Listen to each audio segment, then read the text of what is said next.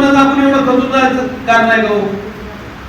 आता राजकारण आहे, तुम्ही निवडणूक लढल्याच्या नंतर एकतर तुम्ही निवडून येणार आहे, नाहीतर काय होणार आहे, पराभव होणार आहे, दोन्हीपैकी एकच होणार आहे. पण बांधवांनो, 2 वेळेस आपण निवडून येऊ शकतो आणि एक वेळेस पराभव झाला तर आपण लगेच सगळी उमेद हारण्यात काय अर्थ आहे का? मला माझं उदाहरण तुमच्या समोर द्यायचं. तुम्ही तर आज एवढी मोठी संघटना आहे, तुमचा खासदार आहे, तुमचा आमदार आहे, बाबा काका सारखे नेते आहेत, सुलतान शेठ सारखे नेते आहेत. तिथं ज्यावेळेस ओमराजेंना राजकारणाला सुरुवात केली त्यावेळेस तर ना माझा आमदार होता, ना माझा खासदार होता, ना कोण.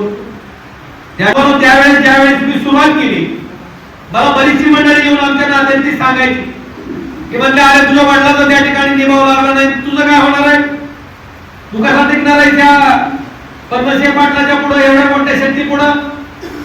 असं 100 माणसं भेटली तर 70-80 माणसांची सांगितलं. पण बाबांनो, तुमच्यासारखी गोरगरीब माणसं, सामान्य माणसं, त्या बाबा काका सुद्धा त्या ठिकाणी हिरीनं होते, त्यांनी सांगितलं की नाही म्हणले आपल्याला त्या ठिकाणी लढा द्यावाच लागणार आहे, आपल्या शक्तीनिशी द्यावा लागणार आहे आणि आपण आपल्या ताकदीनिशी पुढे जाऊ. मी विचार केला की राजेसाहेब गेले, ह्याच्यापेक्षा अजून मोठं नुकसान कोण माणूस आपलं काय करू शकतो का? आता ह्याच्यापेक्षा अजून वाईट काय आपलं घडणार आहे? वाईट काहीच घडणार नाही.